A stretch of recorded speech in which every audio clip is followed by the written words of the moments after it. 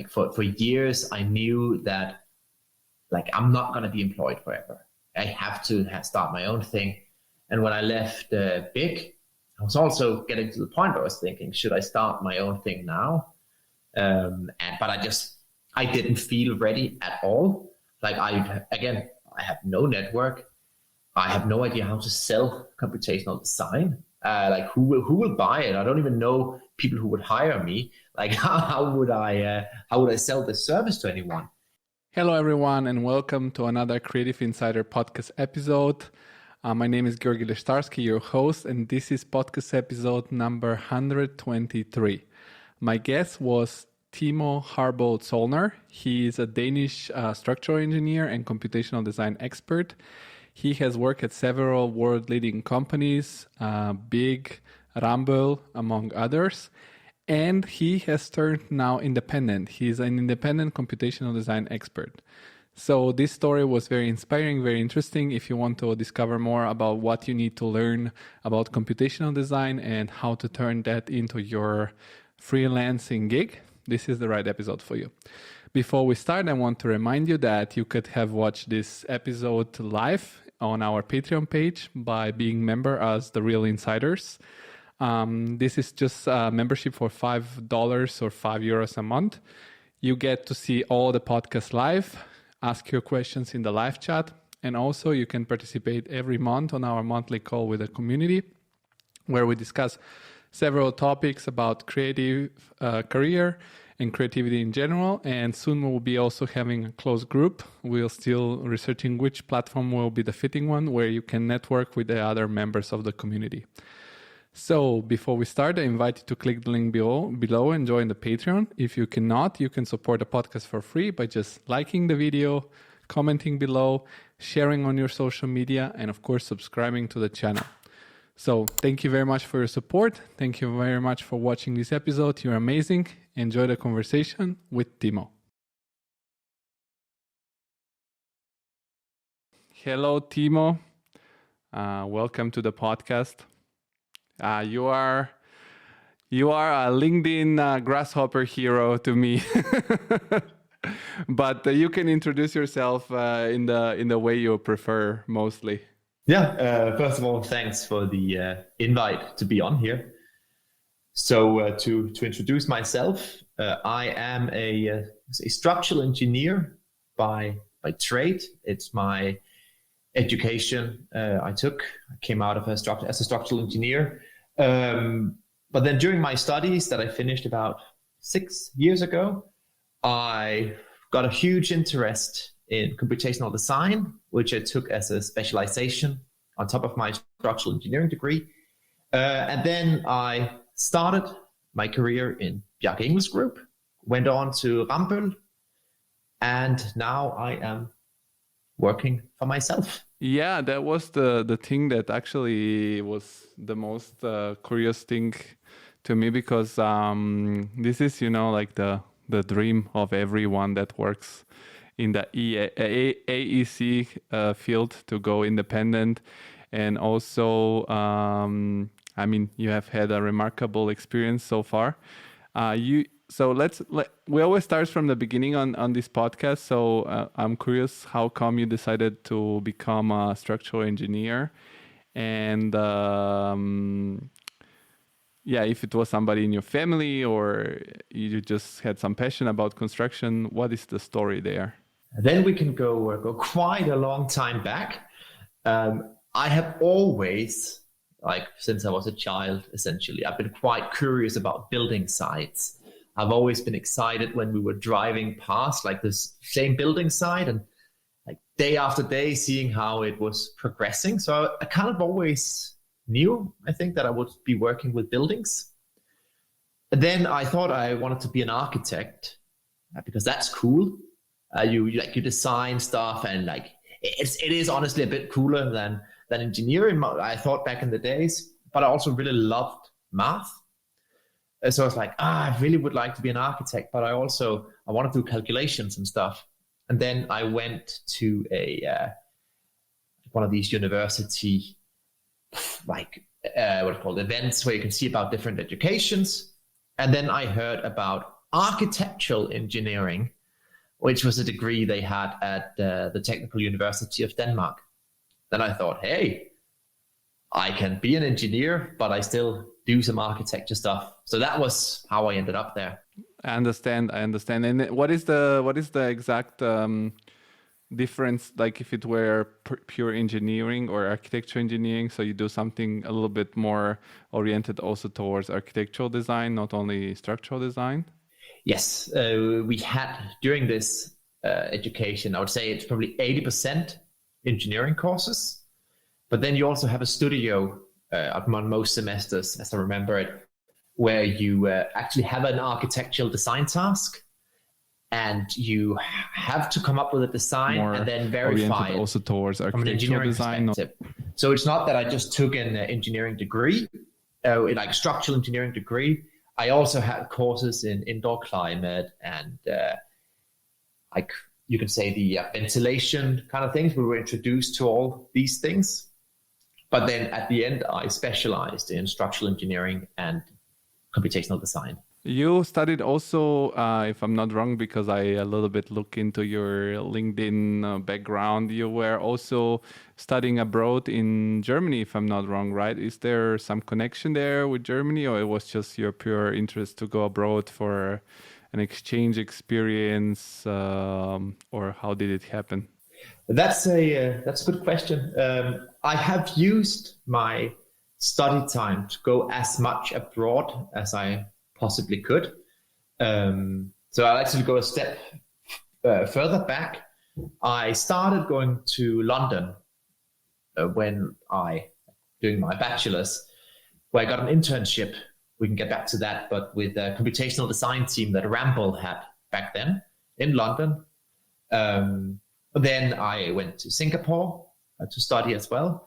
And then I met a lot of people there that I really liked hanging out with. They were super cool. And we agreed to have these yearly reunions where we went to Oktoberfest in Munich.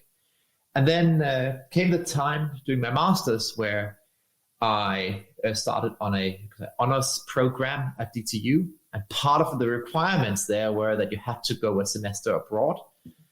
And then I was like, where should I go? I'm going to go a bit close to home. I'm going to go to Munich because I at least know the city from going there over and over. And then I ended up staying a year in Germany, meeting my current wife there as well.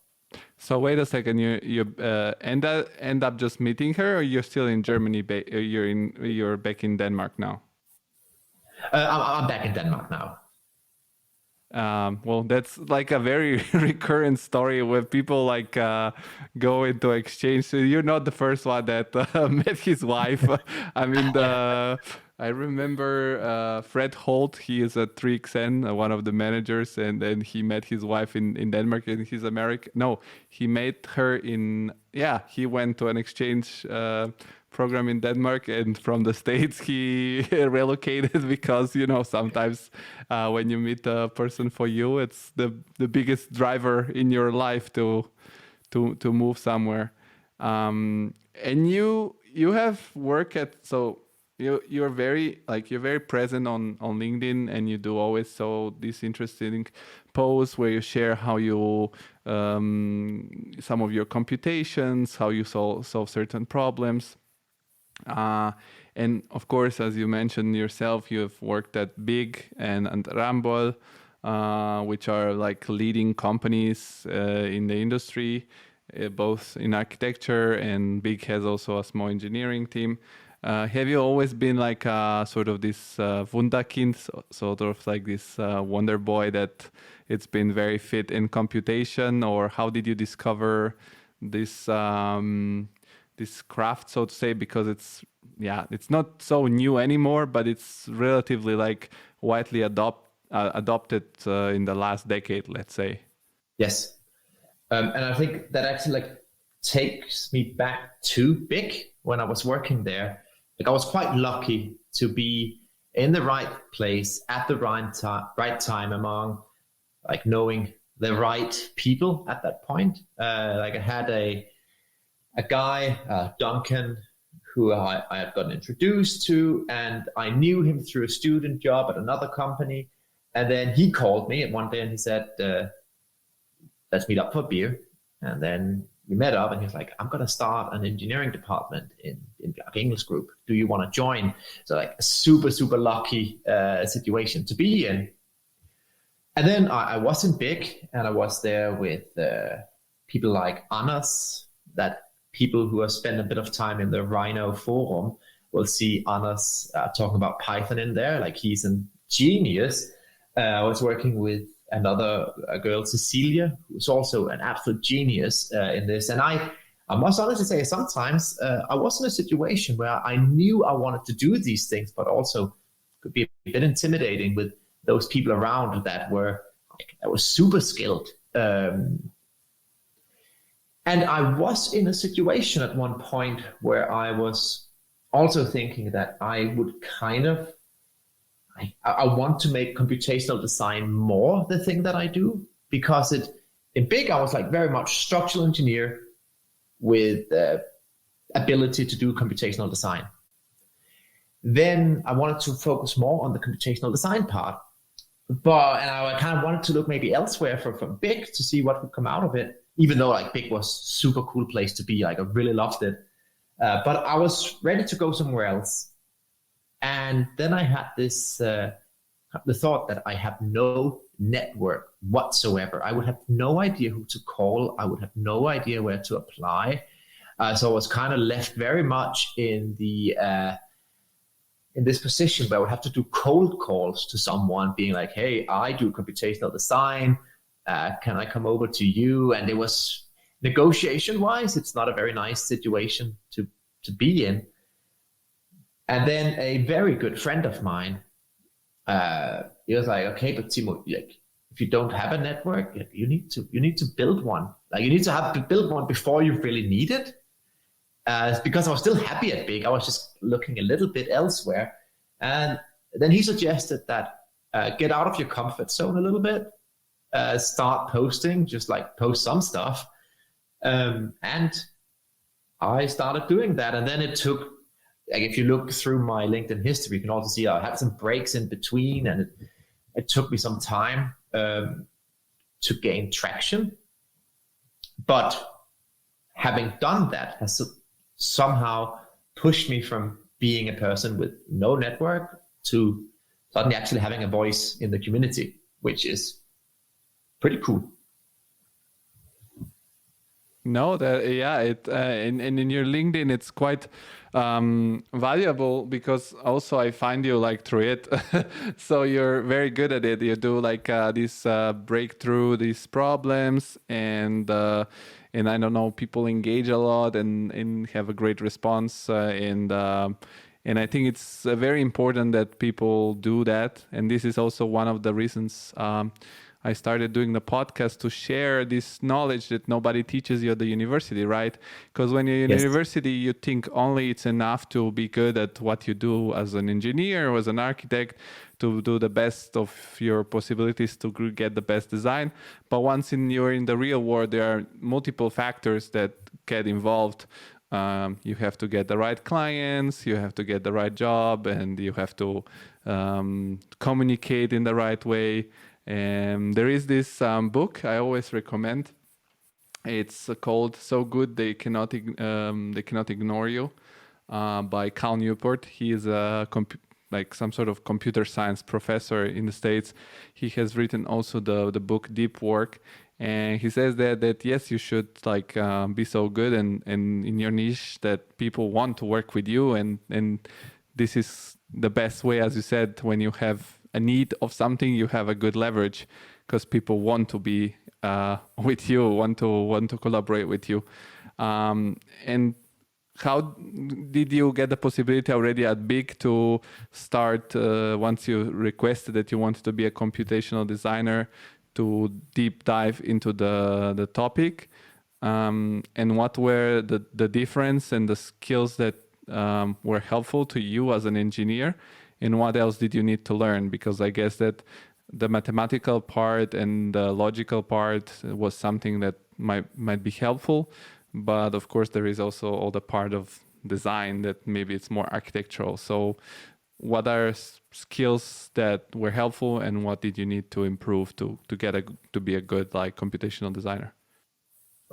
Oh, maybe to go one step back to the definition of a computational designer, because I think there are different ways of looking at what a computational designer is. It's a wide spectrum. You have on one end of the spectrum, you are essentially a software developer. You are sitting in a development team. You are doing development projects. You are developing tools for the company. And you're maybe more detached from the project work. So that's, I would say, the one end of the spectrum for computational designers. They're closer to being software developers. And then you have the engineers or designers, architects that are sitting closer to the actual project, but using this logic and this methodology of working directly in their work. And then you can be anywhere in between those two places. And in the beginning, when I had my visions for a computational designer, I was looking towards going closer to being a software developer. That was kind of like what I was striving towards, because there you can do the coolest stuff, what was my thought. But I've kind of shifted a bit to see that you actually get to get more stuff built and you get more support if you are directly doing these cool things on the projects. So to go back to this, like the skill sets and stuff, in Big, doing computational design was nothing special. That was just the way we worked, because it was the most effective way of doing things. Like, why would you sit and copy paste data around when you can make a smart workflow for it? Why would you model a crazy geometry by hand when you can define it parametrically? It was a lot of these, of course, we do it in the smartest way possible kind of a approach. So there, the skill sets that benefited me was an understanding of computational logic. Not necessarily always grasshopper, but understanding when something can be automated, when something makes sense to do an implementation of, like a code-based implementation of, and when it just doesn't make sense, when it makes more sense to sit down and just do it manually. And I think I have been doing a lot of automations way more often than I probably should have. Like, I've often come to the other side of doing a cool script, figuring out that it was completely unnecessary to do that implementation. But I learned a lot from it. So every time I've kind of gone through this cycle, I've learned, oh, maybe that was over the top. Maybe I didn't need that.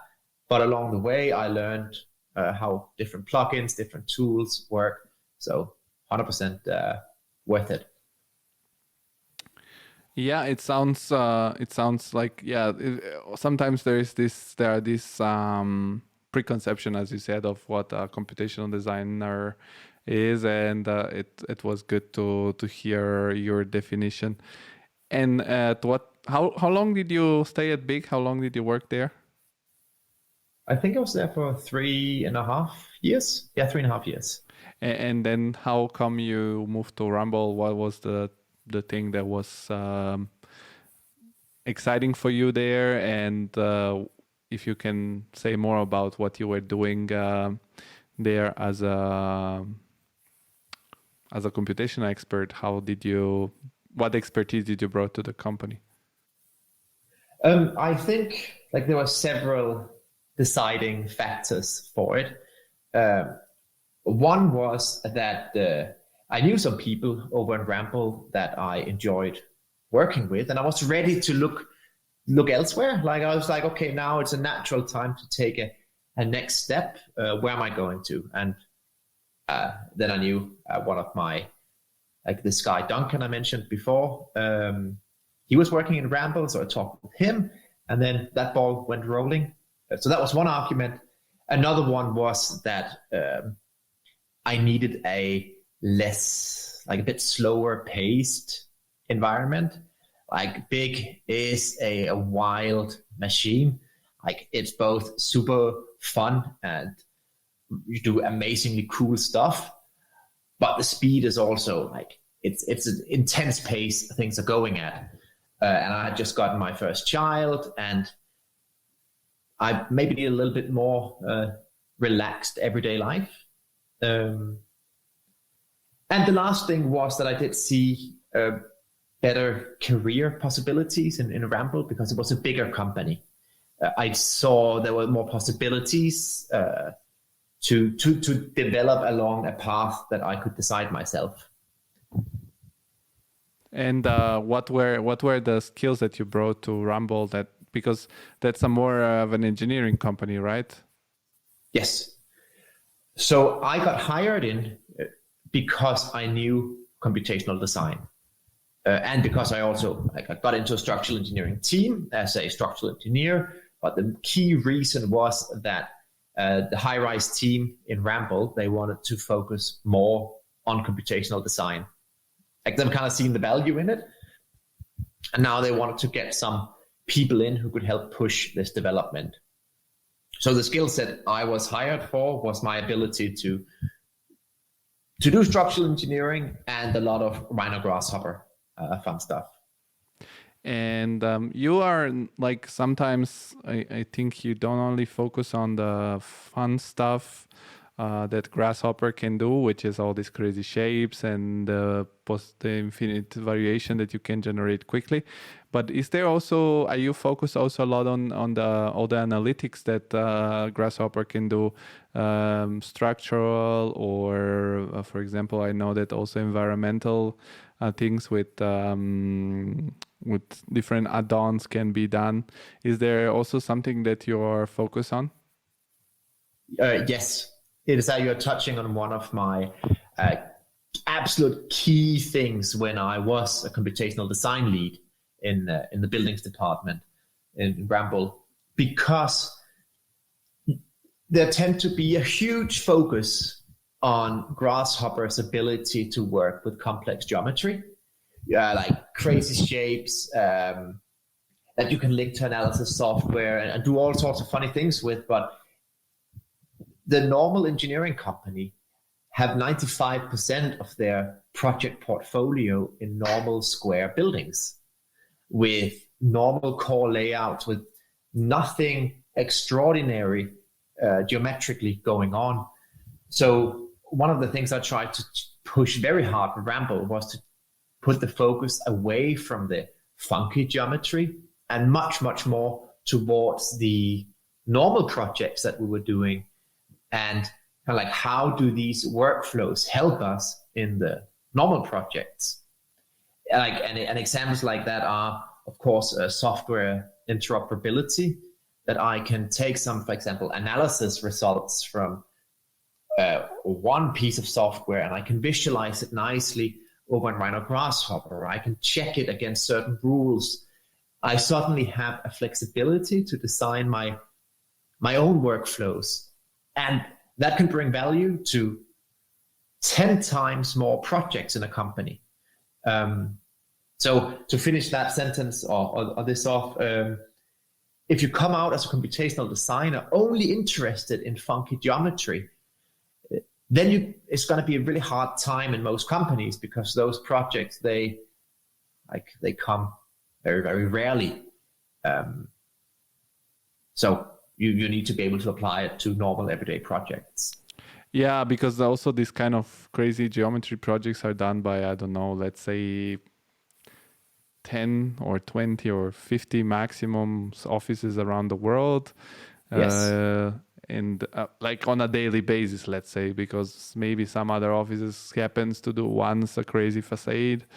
But then, as you said, most of the projects are quite like normal, nothing like as much as we would like it to have more like crazy projects. They're still not out there.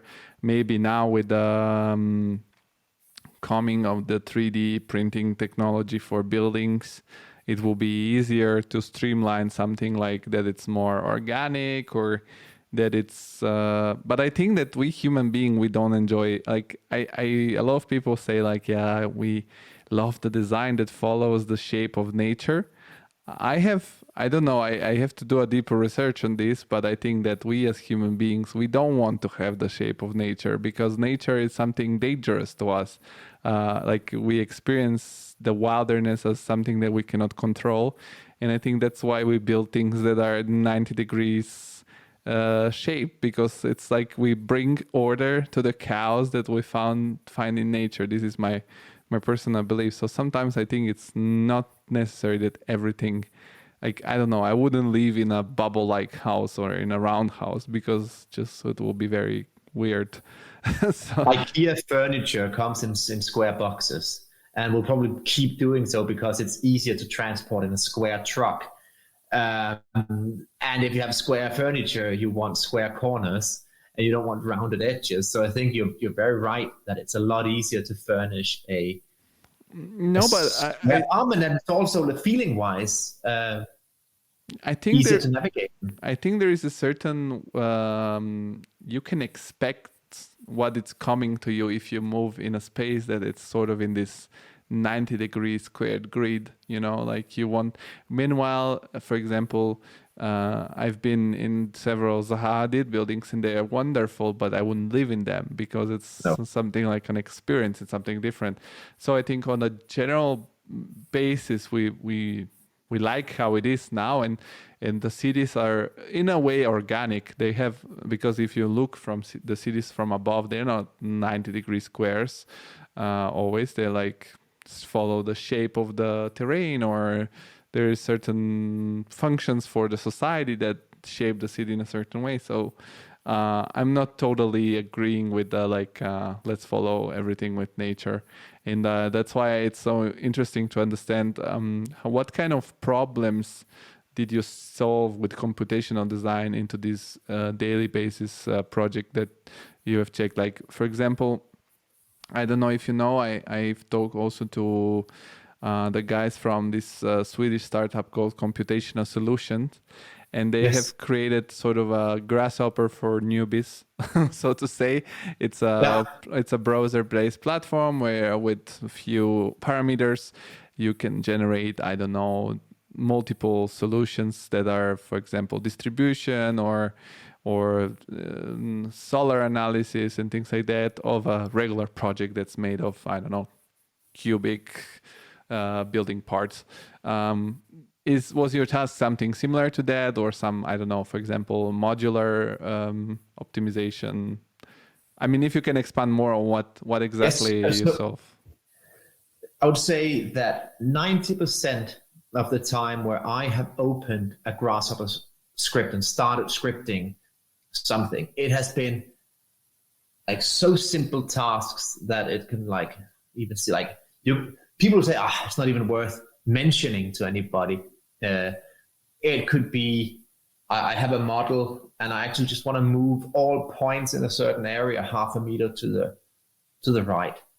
And because these softwares are often terrible to work with, I just do it with Grasshopper. Sometimes I even I've loaded in Excel tables, like I've exported a model to Excel format, like the node coordinates. And then I've gone into Grasshopper, loaded the points in, and moved them according to some rules and sent the new points back. And like it takes 5 minutes to do something like that. And it will probably take 10 minutes to do in the software. But I feel I have better control that way. So that's one thing. Another thing is if I have to do some visualizations over and over again, it could be from like forces in columns or foundation forces, something like that, where the softwares we use as structural engineers, they tend to have an output that looks absolutely terrible. Like it's really so ugly and so difficult to read that I'm like, I gotta do my own visualization of it. And then most engineers, they copy paste this data in an Excel sheet. But I don't like that workflow. I find it really difficult to control, and it's still a lot of copy pasting. So those are the kind of little tools that I've been making. So those are the simple ones. And then you have some bit more advanced ones For example, when I've been working on one of my best examples, I've been working on a tower, and I had to quality control the model that one of my colleagues had made. And to quality control that model, I had to go through every floor of the building and look at the loading that were applied. And there were several different load cases. So that meant for every floor, I had to first click floor, wait, then click on the load case I needed, then wait, then look at it, say, yeah, that looks right. Click again. Oh, that looks right. And for, 50-story building or something where you have 5 load cases, you have to click all day and just sit and say, yeah, that looks right. It was the most boring task imaginable. So I looked into this BOM package in Grasshopper to talk directly with this high-rise analysis software called ETAPS. And I could load the model directly from there, load all the floor slabs out, arrange them in a grid, and then color them based on the loadings that were applied on each floor. So what that made it possible for me to do was to, instead of scrolling through everything, I had everything shown in one window, and I had a much better overview. It was faster. I could make some nice printouts. Everything about it was better. Less time, less risk of me not seeing something. Better looking as well. So those were the slightly bigger tasks. And then at the end of the spectrum, because I had skills within this that are built up on those, you can say, smaller tasks, then I also get the fun stuff, of course, like the funky geometries and the full-on workflows. So there I've had a chance to work on some curved shell roofs and work on all the workflows there where you can go all in. But I'm very aware that those are rare occasions, and I've been quite lucky to come across those as well. And do you have when you work on a project, do you have the ability to visualize the project in your mind through pure numbers? Because, for example, one thing that I've heard recurring from computational design experts is that you kind of have to forget when you do computational design how you traditionally model something, or how you traditionally would, for example, model it in Rhino, and start thinking it a little bit in a more geometrical sort of generative way of thinking. How do you, in your mind, how do you think these projects? Do you visualize them more like, okay, this is numbers that have to shift in this way or in this other way, or through this yeah.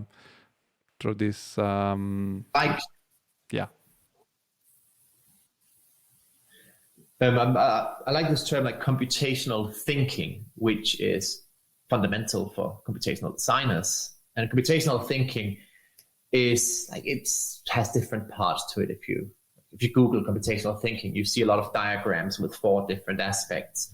But I think the essential part of computational thinking is being able to see that things have an input and an output. And whatever happens in between an input and an output is just simple processes that can be divided into smaller parts that have input-output, that can be divided into smaller parts that have an input-output, until you're essentially down just adding numbers and subtracting numbers and doing very simple things.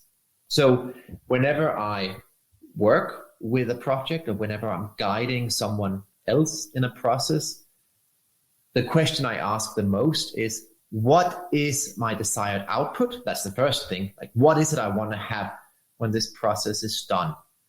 And in the example I mentioned before, what I wanted to have when everything was done was an overview of all floors in this tower with colors on, so I can visualize them. That was the desired output.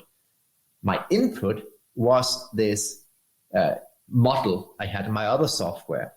So to have those two things extremely clear in understanding that this is my input, this is the output.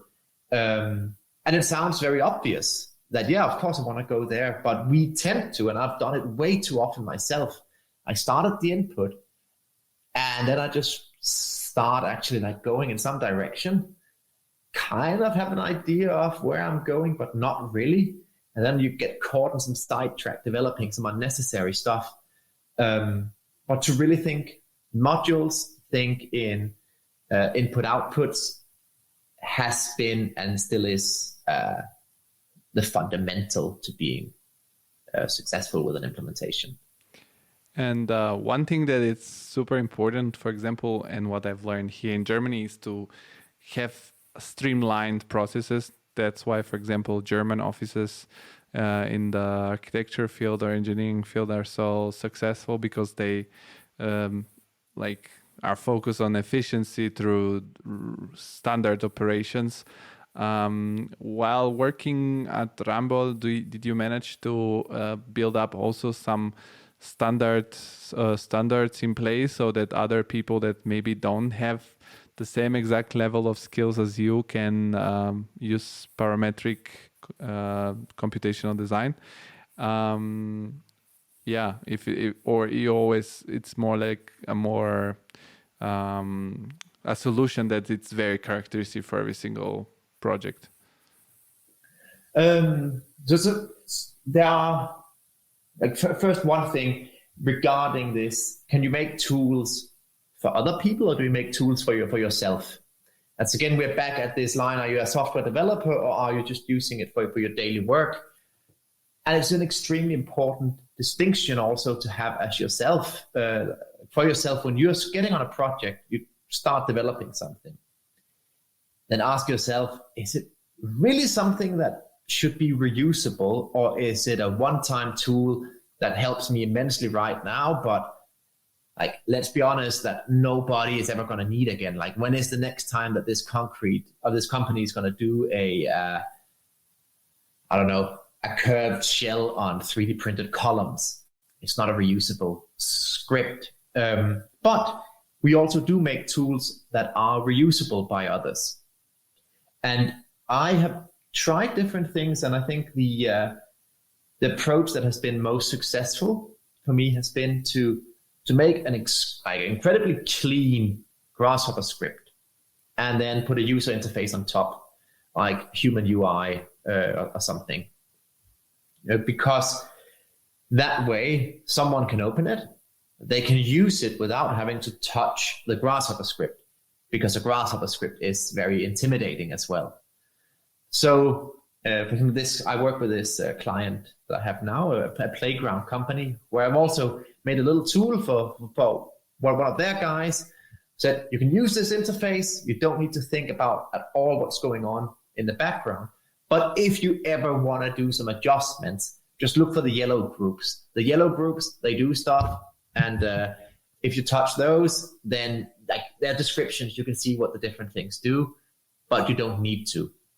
And I think that gives you an ability to target non-users, people who are a bit interested, and it gives you also the possibility to let someone tear it apart and take the parts out that they like.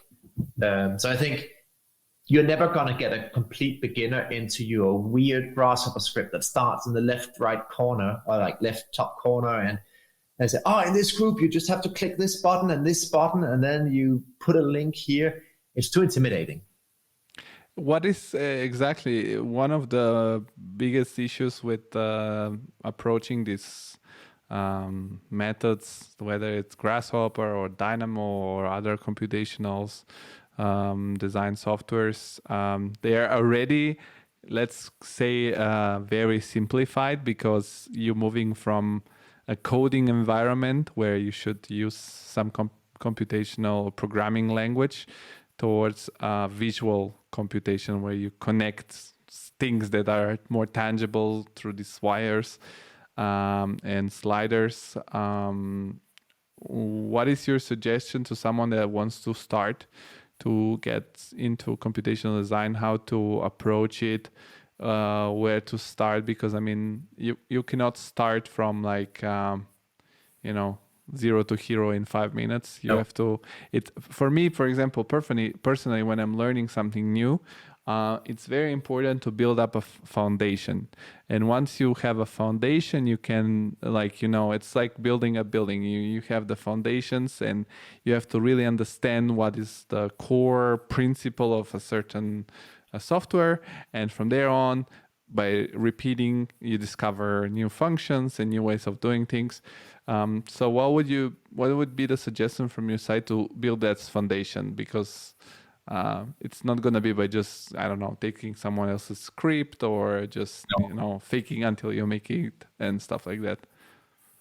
I'd say if you have no coding background, and if you have no, like let's say you're green, you're opening Grasshopper for the first time, you've maybe written a little bit of code 10 years ago or something, but then I would say forget about the text-based code for a bit. It can be useful, definitely is. You're going to need it at some point, but just get in there, get started. Like the Grasshopper Primer is a really good example of a PDF that takes you through nice and slowly, like what are the different parts.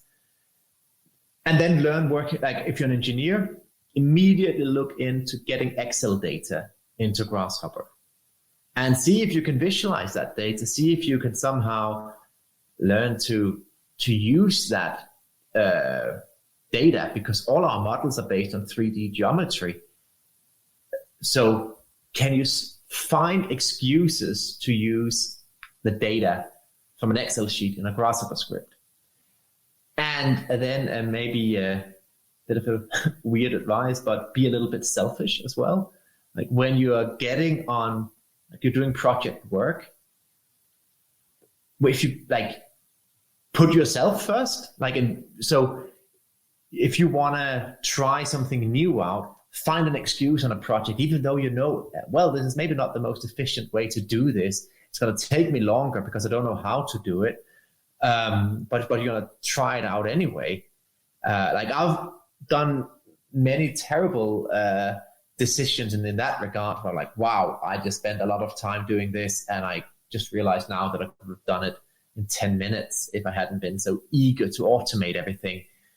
But by having that approach, it also means that you get better and better at identifying what makes sense to automate. You get better and better at doing these implementations. If you only do an implementation when it's completely obvious that it's the best solution, then those occasions going to come by so rarely that you forget everything you learned last time you did it.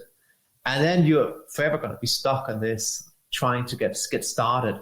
I'll just say, fit it in everywhere.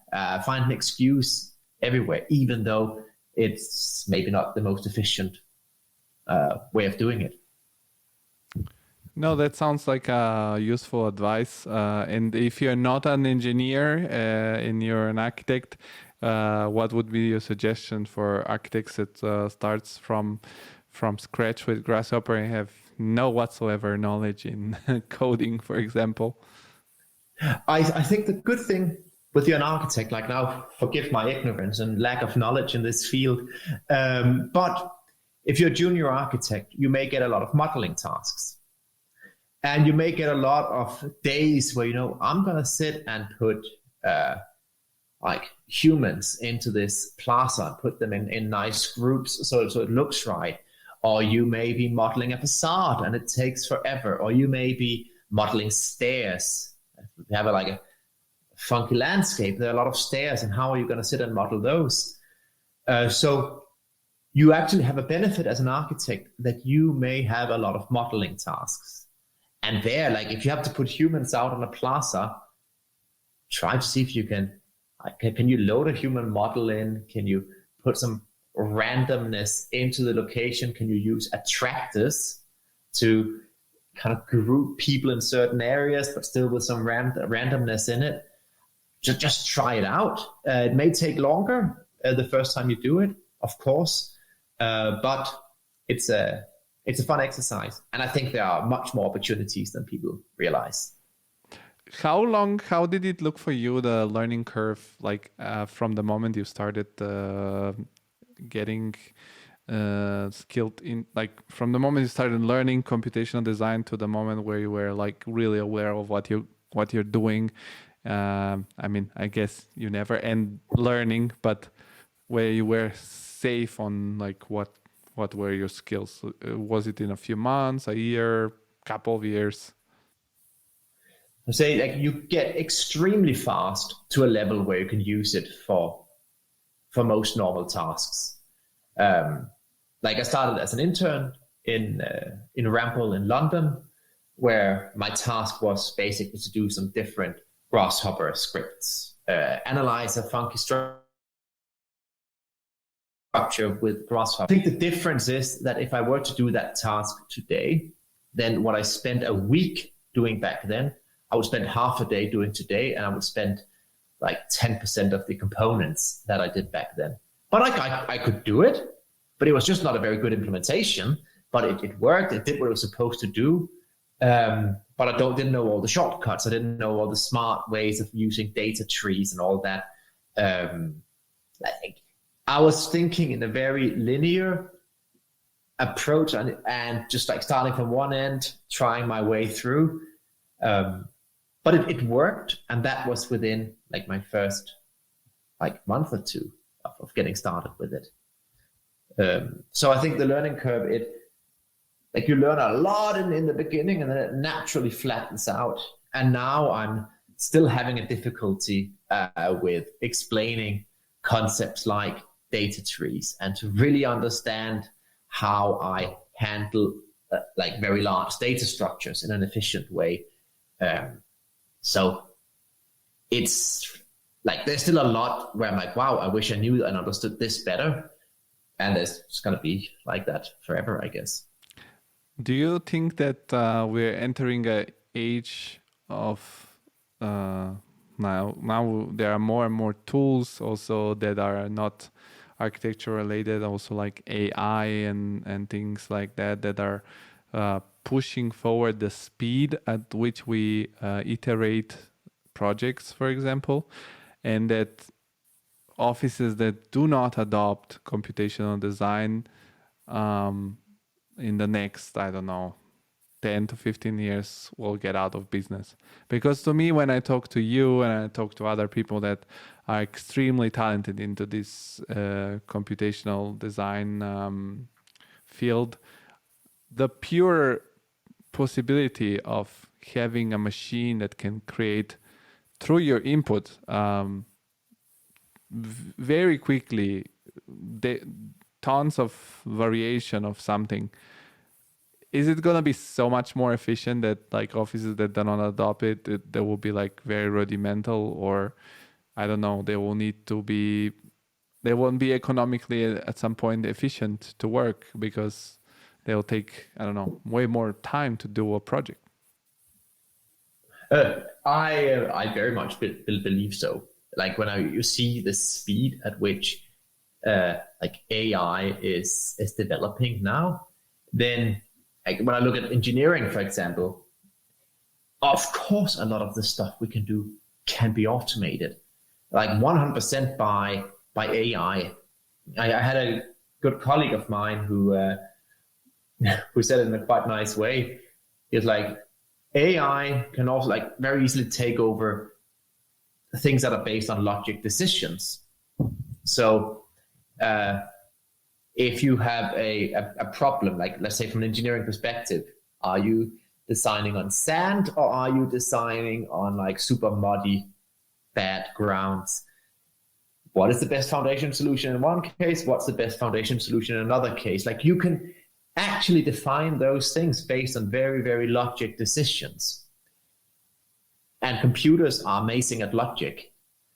And then he continued and said that as a good engineer, basically every decision you make should be based on logic. There should be no, like, essentially there should be no, like personal opinion too much involved, because at the end of the day, you're looking at like sustainability, cost, material usage, and a lot of other things like, can you get these materials? What do the client actually want?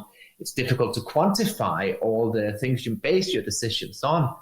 But at the end of the day, you're making decisions based on all these fitness criteria.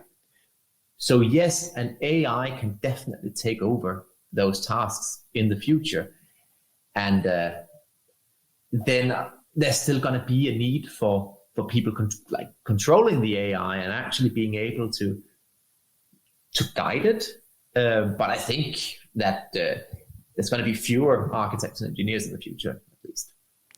No, but I mean, also if you don't consider AI, just if you put an architect or an engineer on Grasshopper or another computational design software versus another person that doesn't use that thing, just it's I don't know, if you have a person that's a pedestrian versus a person with a bicycle or with a motorbike, it's making no sense. I'm starting the development of a programming course now as well, and I'm talking with some of the different major engineering firms, and I talked with one big company in the UK, and they told me that some of their offices are starting to only hire people who also know how to program.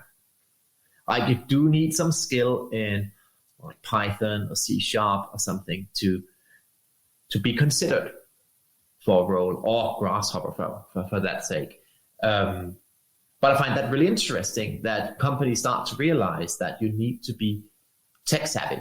You need to understand how to use your computer. Otherwise, you're from a different century. At least also be able to navigate this field. Like, for example, yes. For me, it was been super beneficial to at least know what is out there. And talking to people like you, and talking to, in general, if you talk to 5 or 6 or 10 different people that are expert in a certain field, they approach it to a personal way, and they'll give you something that the other person didn't, and you can evaluate and ponder, okay, maybe it's better to approach it in this way or in this other way. What are the possibilities? And it's very important to be aware, because I see in my daily career that a lot of people just go through the day and they don't have the time to look around. And as you said, for example, by simply communicating on LinkedIn or communicating on other social media that you might enjoy in a proactive way or in a positive way, in a sense that you try to do something meaningful, you can get feedback, or you can get connected to the right people, and maybe you will already have some knowledge of, as you said, computing or coding or everything that gives you an advantage. This is very important in my opinion, and that's why it's important to look around, because in a world where we're in this super fast paced society, I think people have to be focused on constantly getting out there and learning something new, because otherwise you get outdated. And I'm curious, I mean, I kind of now understand how might have come to this decision, but how it was, what was the motivation for you after a career, let's say in a more corporate environment as Big and then Ramble, to go independent? Was it a client that you have had suddenly, or was it always a thing that you wanted to have your own? I think the beautiful thing of doing something for yourself is that it's like your kid, right? It's like it's your thing. It's every single effort you put into it, it somehow feels more yours. So what was your motivation, and how was the actual process of making this thing a business so that you can get some income? It's funny that you say it, because I've done a lot of work since I started in the beginning of this month, but I feel I haven't worked a single day, because it's been, I've been so motivated to get my own thing up and running. But what started this thing is, I guess, the desire that has been looming for a long time. Like for years, I knew that I'm not going to be employed forever. I have to start my own thing. And when I left Big, I was also getting to the point where I was thinking, should I start my own thing now? But I didn't feel ready at all. I have no network. I have no idea how to sell computational design. Like who will buy it? I don't even know people who would hire me. Like how would I sell this service to anyone? And I also didn't have.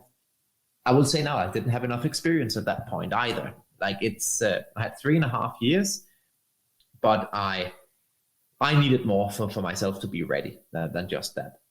But that was also part of, we can say, my secret mission with like also keep engaging with LinkedIn was to build up a network. And then I started getting like a person every now and then contacting me with, hey, can you help me with this? Or like, do you have any ideas for that? And I started to get people reaching out to me. And then that kept going.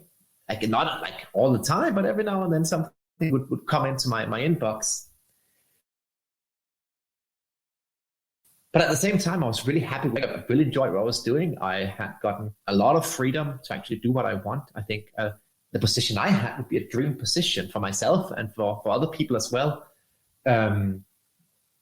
So it's like, okay, it's so stupid to quit a job that you actually enjoy to start a business that you have no idea whether it will be like you even have any work to do. And then suddenly a recession started to look like a possibility. As I remember sitting in at the end of November last year, I was like, I'm doing this. I definitely want to do this. And then came December along and I was like, but there's also a recession definitely coming. I won't find a single customer. And I actually put everything back in the box again until my wife was like, okay, now you do it. So I constantly had this like voice saying to me, like, you have to do it, you have to do it, you have to do it. So that was what pushed me. Like this, I couldn't turn it off in the end anymore. I couldn't enjoy my work fully. I kept looking for, hey, is this I kept looking for possibilities for myself rather than for my position in Ramble at the end. And then I'm neither a good lead or I'm not happy either. So there was no other possibility at that point than to go my own ways.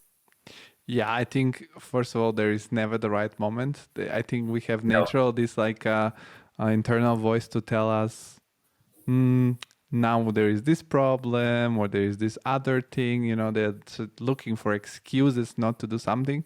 I think it's really important that there is such a big itch in your character or in your mind to do something. It's very important to try out so that you don't have regrets later on in your life.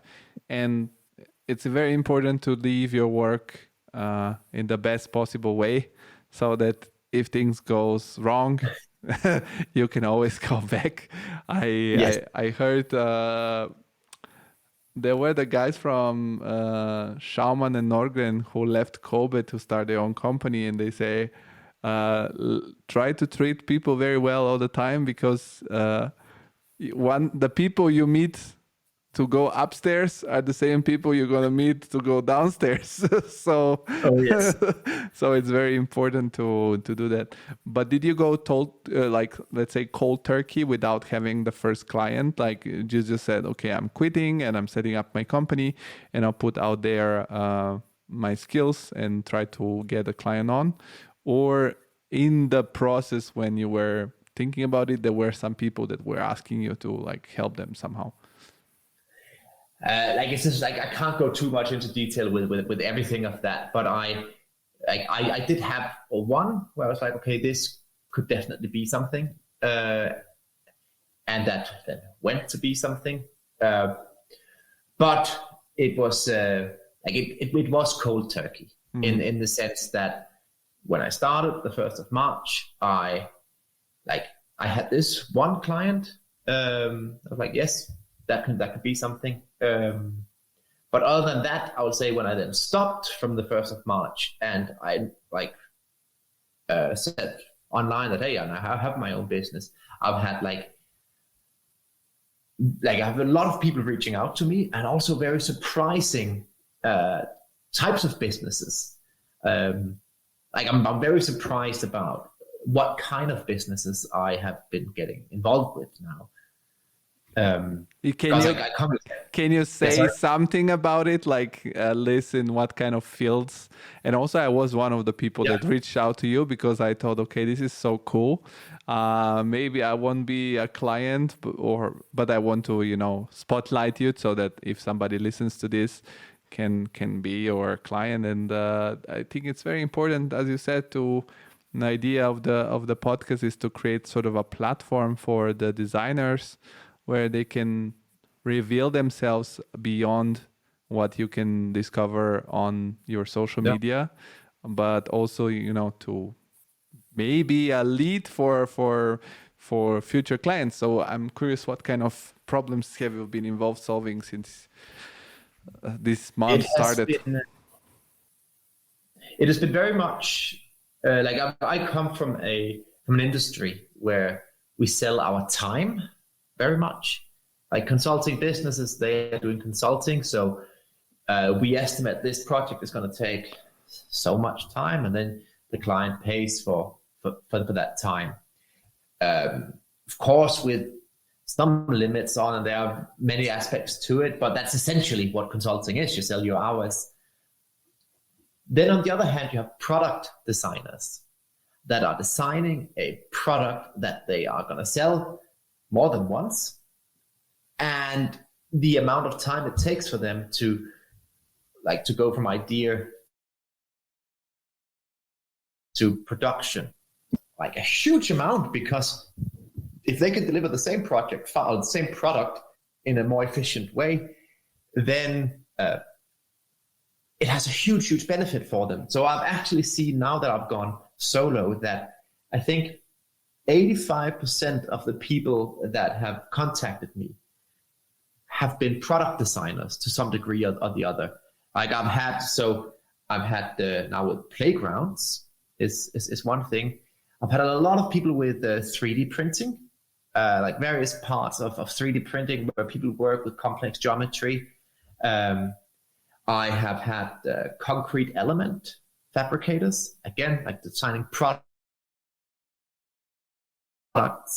But some companies, like I'm talking with an engineering firm right now that want to work on some software workflows as well, because they don't have efficient workflows for that at the moment. So it's a very, very wide range of industries I get across. Also, a really, really nice guy I had a meeting with last week where he's working with casks, like 3D printed molds for broken arms and legs. I did not expect to get engaged in this kind of industry, but it's incredibly interesting working with complex geometries, setting up smart workflows to go from one type of geometry to another. So it seems to be product companies that are the most hungry for these kind of services. So yeah, I think that probably answers the question. No, yes, indeed. It's interesting. And how these people discover you? Is it mostly through your LinkedIn or through people that tell them about? Because it's clearly not, if you say it's product companies, they're not directly engineering related, or... I think it is mainly through LinkedIn that I have been active for a long time there, and now when people see, hey, okay, you're actually solo now, maybe you can then help us with this problem. So it has been, in my opinion, it has probably been my making it easy for me to get started, to make the decision, because I know that I have a relatively big network that I can probably find some customers through. So definitely, yes, it's so far 100% through my LinkedIn network. And how does your day look like now, since you've gone solo, and how much of a bureaucracy there is in Denmark to set up your own company? I guess that one thing that always happens when you move from being somewhere at work and working for yourself is that suddenly you have all these side tasks that are not completely hands-on, your craft related, but also some administration. So how does your day look like now, and how much of a hassle was the administration part to set up the whole business? That has actually been surprisingly easy. I also think that like Denmark is quite far in terms of digitalization of the anything that has to do with the public sector. Now, I lived in Germany myself for a while, and I know that bureaucracy there is a completely different game. Here, the way I set up my company, I reached out to a company that helps you with it. So I basically wrote a message on their page saying, hey, I would like two companies, like a certain type of company structure. Like, I would like this. Can you help me set this up? And then I just received some documents from them. They're like, you need to sign this and this. I log in online, sign it with my digital signature, transfer the money that I need to transfer to the company, which is also like not crazy amounts in Denmark. And then I had a company. And then, of course, you need insurance. But again, that was actually quite easy to figure out. And I have spent quite little time on bureaucracy, I must honestly say. No, I mean, I come originally from Italy, so for me, Germany, it's already a big step forward on this problem. I know that the norther you go, Germany looks like a little bit chaotic. And I mean, if you're not a local, you have to learn some things. But great to hear that. I mean, I wasn't doubting that Denmark has a great system, because I managed to visit last year, and everything seems the country that makes look Germany chaotic. It's very funny it was very funny to experience. And do you have some suggestion or advices, because you said back in the days before you needed even this network, you started communicating online. I guess you picked LinkedIn because it's more like work oriented, more like business oriented. It's not like I don't know, Instagram or Twitter, where there is more different topics which people communicate on. What was your personal experience on communicating online? Because this is not obvious to everyone, what to post, what to talk about. So what was your personal approach? Did you just talk about stuff that were interesting to you, or did you put some thought into it? How did you approach it? So actually, I have one thought I want to say first, and that is that probably the best advice I got with this whole computational design thing was when I was thinking about starting my own company. I reached out to an old contact of mine who also is running his own business, and I asked him for some advice. Like, it's a decent sized engineering firm he's running, and his advice was that nobody cares about computational design. Like, why? Like, people are not going to pay you to come out and sit and play around with Grasshopper. People are going to pay you to solve their problems. So that's the same as a carpenter doesn't come out and show you how cool his hammer is, or that he got this like new super drill so he can just drill a lot faster. People don't care. People care about that the carpenter comes out and solves their problem. And that advice from this guy really resonated. So I was like, wow, okay, you're actually right. I'm very much in love with the tools, but I need to sell solutions to people's problems. And that's still something I'm figuring out how to go around. But then back to the social media question. The reason why I think I chose LinkedIn to post on is because if I need to get in contact with a company and the decision makers there, it's just so easy to see who to reach out to. Like, it's a professional network. If I want to work with like an architecture firm, I can quickly go in, I can find, it's this person I need to contact. Whereas on Twitter or Instagram, I feel like you just shouting into the open. And then regarding content, it's actually a question I've gotten quite a lot as well, and something that I questioned a lot in the beginning, because it's so easy to have imposter syndrome when you're doing stuff like that. Where you're thinking, why would anyone be interested in what I post here? I'm a junior designer. Why would anyone care about this here? This is not interesting. But a funny thing is, one of my most popular posts I have made was about a shortcut in Excel. Like, I found out what happens when you press F4 in Excel. And I was like, wow, that's pretty cool. That it does that. So I made a post about it, and it turned out that, hey, I am not the only one who didn't know about this shortcut. And I normally say to people that if you post something that is truly boring and nobody cares about, then the LinkedIn algorithm will very quickly just like sort it out. Like, people that are scrolling through LinkedIn, like, you give zero thought, you give zero care to non-interesting stuff. So it's not embarrassing or anything to post something that is not interesting, because people are just going to scroll past it.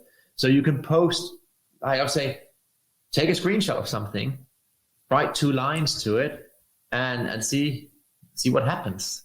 I would rather spend a little bit less time posting something that is like mediocre, just getting it up there, see if it catches or not, than trying to spend hours like curating the perfect post, or like really make the most like clever post as well, because at the end of the day, people are just sitting like death scrolling through the same as you're doing with Instagram, and just looking for colors and short sentences. So it doesn't need to be anything fancy at all you put up there.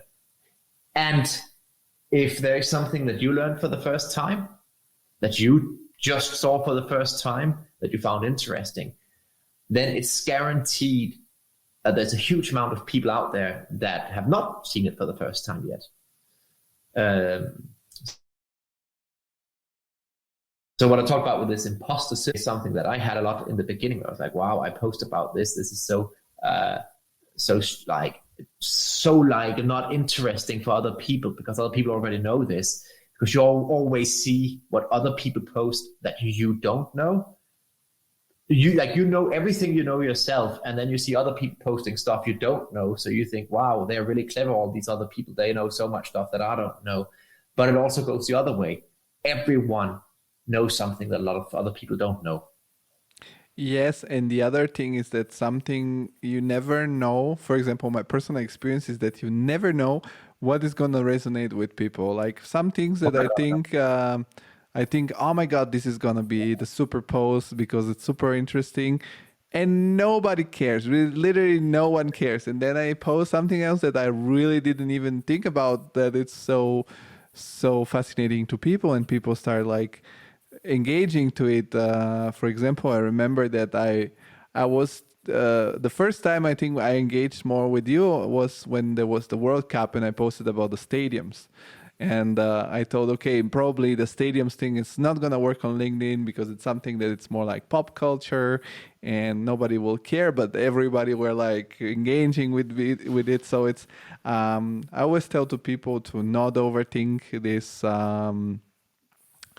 this imposter syndrome, because in the end of the day, like famous people, really, really famous people do some really dumb things, and they say really dumb things, and everybody end up forgetting at a certain point. So I don't think that no matter how big might be your LinkedIn followership or Instagram or Twitter, people forget and they move on, and it's going to be just a thing maybe for a day or two, and that's it. So it's not, nobody's going to go and dig into your LinkedIn feed and go through everything. It's insane. So yeah, I think it's most important is to put out there whatever. I think it is probably. Yeah. Well, yeah, like it is probably the number one advice I would give people is to like get out there, share whatever you have to share, because it also like it gives benefits in many ways. Like one thing is that you actually get a bit of a network. You do spend some time, you also like then lurking around LinkedIn, and then someone from another company likes your post, and then someone comments on it, and then it's actually an excuse for you to also maybe write them and say, hey, what about this? Like you make connections, which are going to be important in your career. And another thing is that internally in your own company where you're working, it's super, super powerful. Like you can see on your post, like for example, who are the recipients of whatever and I saw that whatever I have been sharing, Ramble has been the biggest receiver of that. So I have probably communicated more about computational design to Ramble employees through like social media than I have through internal communication platforms. Yeah, I think it's a tool, and to use again the analogy with the hammer, you can use a hammer to build something nice. You can also use a hammer to break someone's head. So it depends how you use it. It can be used for good things or for bad things. And with your personal business that you have started now, I mean, everything is very fresh. But do you have some long-term vision, what you want it to be? Is it supposed to be something hybrid between consultation and maybe teaching, or, for example, implementing operations in other companies? Or what is your vision for it to become in the future? I have my absolute key goal is to have a job where I can spend the amount of time that like I spend sufficient time with my daughter and my wife.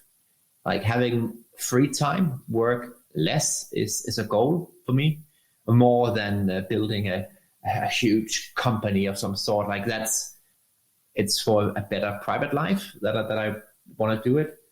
And I want to work with only people that I really like. Like that's going to be also a criteria for the work I choose, that I want to work with nice people on cool projects, much rather than I will focus on growth.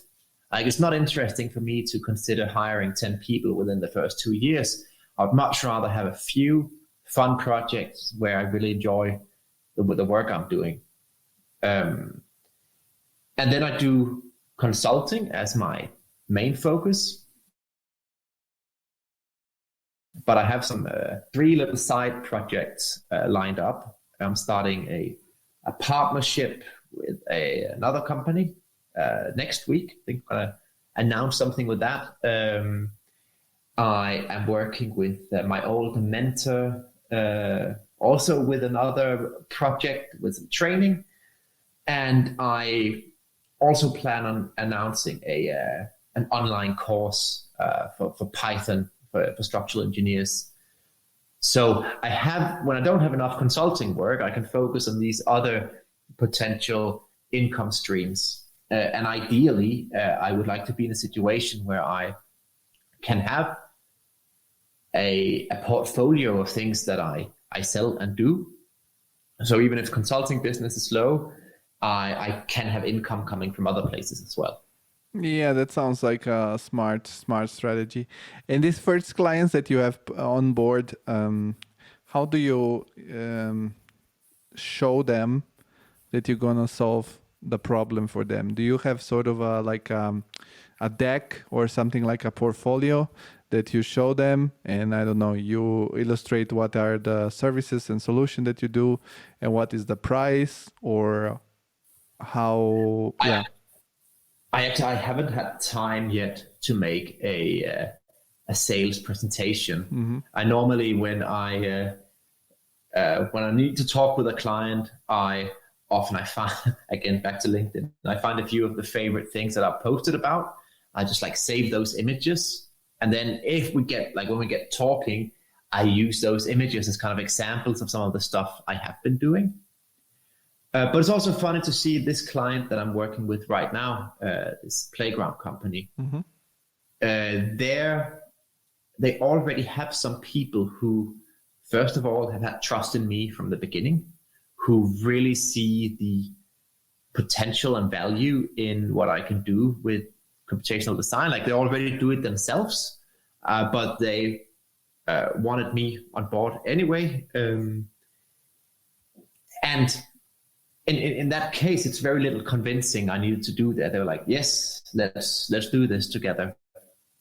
And of course, there is convincing to be done in the sense that when I have a client on board, they are a potential client, and they come and say, we have this problem, then I immediately need to come up with a potential solution for the problem. And that's quite funny with this kind of business, that I'm not selling structural engineering as a service. I'm not the one you call when I have 10 clients that all need to have a roof calculated or something. Every problem I get is unique. So every time I have to come up with a solution for this problem they're working on, which makes it really, really interesting, but also really, really difficult to actually make a general sales pitch for. So now my sales pitch is along the lines with if you're working with geometry, like most likely you're having inefficient processes of some sort. The more complex your geometry is, the higher the risk is that something is being done in an inefficient way. And that's where I can help. But the problems between different companies are wildly different. Yeah, of course. As you said, there are very personalized situations, very unique situations. So yeah, I can imagine. But I totally understand, and I hope so far is working with the work-life balance or work-life harmony, as some people like to define it. Also, one other thing that you do on the side, or what I read on your profile, is that you've been also in the advisory board of University of Southern Denmark. What exactly was that relationship with the university field, and or if you're still in the board? I don't know. Yes, so they are looking into like some different master programs where they're focusing heavily on computational design. Mm-hmm. And there they wanted input from the industry. So they've invited like experts from all different companies and with different experiences. And then we have basically been sitting in groups discussing what should a good master degree in this, like what should that include? Like what should the students learn so they come out and are attractive employees and not just good academics. So it has not been that much work related to it so far. It has been good. Like we had one workshop over there and I think 2 video calls or something. So it hasn't been a lot of work. And you mentioned that like in Denmark, I've talked to several people that are working. It's so funny because I never lived in Denmark. I've been there once, but my followership or the people that I know probably more people in Denmark than I know in Germany for whatever reason. If I move to Denmark, I know a lot of people. And do you attend a lot of also like events in computational design related events or something like that, where also you improved your network? Because it seems like it's a small country, let's say, it's borrowed from surface and people that live there, but it's so rich of individuals that are extremely skilled, extremely talented. I think also this presence and condensed presence of several leading offices in the field of architecture and construction in Denmark, it's sort of like I call it the Silicon Valley of construction in the world, because people swap offices, move from big to another one, from Kobe from Trix, and the engineering companies are very also leaders. So is that also something that's been very beneficial for you? It's I haven't probably used it as much as one should, but there's a Rhino user meeting that has been in Copenhagen a few times. There's the AEC hackathon where I haven't had a chance to actually participate in it, but I've been there like for presentations and in meeting people, and I think those events are good for catching up with people you know that are in the field already that you don't normally meet on a day-to-day basis, where you have a chance to actually catch up on, hey, what are you doing at the moment? And yeah, it is a really cool place in terms of computational design. There are a lot of awesome people. Yeah, indeed. So I want to start going towards the end of the conversation, because also I don't want to keep you away too much on a Sunday. But I want to ask you first this question that comes from our little Patreon group that it's watching live. Kimber has this question, which is very interesting, related to our conversations. If you could go back in time when you were starting your career, what advice would you have given to your younger self? That's a good question. If I go back to when I was like even studying, I would probably have put even more focus on, like I put a lot of focus, but even more focus on programming, like learning computer science to a bigger degree. But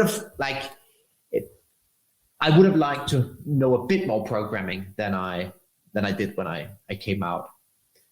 In terms of career advice, I would probably say this that I also said earlier, to be a little bit more selfish. It has helped a lot that when I was in Ramble, I actually saw myself as being self-employed, and that I had chosen to be in Ramble as part of my own development, because suddenly you feel like you're in a position of power in a very good way. They're like, hey, yeah, I work here because I want to work here, and I work here for my development. And I'm not talking about development in terms of like stars on your shoulders or like career levels or salary or anything like that. I'm talking about like knowledge development, network development, skill development, which is 100 times more interesting than job levels. Yeah, indeed. I mean, when you're young, I think, for example, it's very important to be brave and explore and yes, figure it out what it's interesting to you and deep dive.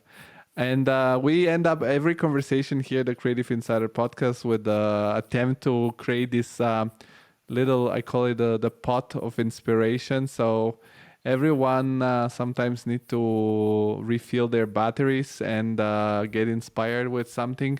What do you like doing in your free time to get inspired as a professional, as an engineer, and as a computational design expert? If you do you have some particular hobby or sports or anything else? You sent me this question also beforehand, like what do you do to get inspired? And then I thought a bit about like what are the things that I don't do, and that is that like this culture where you work like an absolute maniac, where you start at 9 o'clock in the morning and you work until 10 o'clock at night, because like you need to like put in the effort. I really dislike that way of working, and I find it incredibly uninspiring, and this gives very little joy to life. And I think you don't really work better because you work longer. So for me, it has always been a priority to big degree avoid long days, and then spend my evenings, for example, going kite surfing in the summer. I could do kite surfing in Copenhagen, means that I can, like in the summer here, I can, after my daughter is put to bed, I put my stuff in the car, go to the beach, go kite surfing. I used to do a lot of CrossFit as well. Had to stop due to some injuries. But like generally, like trying to keep myself fit, get out on the water is a huge part of that. And then that's one thing I actually miss now was I used to have quite a bicycle ride to and from work. Like I had, I think it was 8 kilometers each way to and from work. And just a really nice way to like spend half an hour just calming down and being with yourself. That was quite nice. And I have to now put some effort in to actually go for a walk or something to avoid just sitting here. Yeah, I think that's very relatable for many people that work from home, work as an independent. My girlfriend is in your same situation, so she's a professional walker. She goes outside and has just a couple of half an hour or so of a walk to get the brain functioning. Well, Timo, it's a real pleasure to have been able to get to know you beyond our digital communication. I really wish you all the best with your endeavor. You're a great inspiration. Even if you don't know it, you inspired me to read you, to follow you, and probably many more people. And as I always say, this is your first time on the podcast, but it doesn't have to be the last one. So maybe if in a few months or in a year you have some cool things to share, I will be happy to give you back the stage. And thank you very much for your time. Thank you a lot for the invite. And thank you everyone who joined. Have a good rest of your day. Same to you. Bye-bye.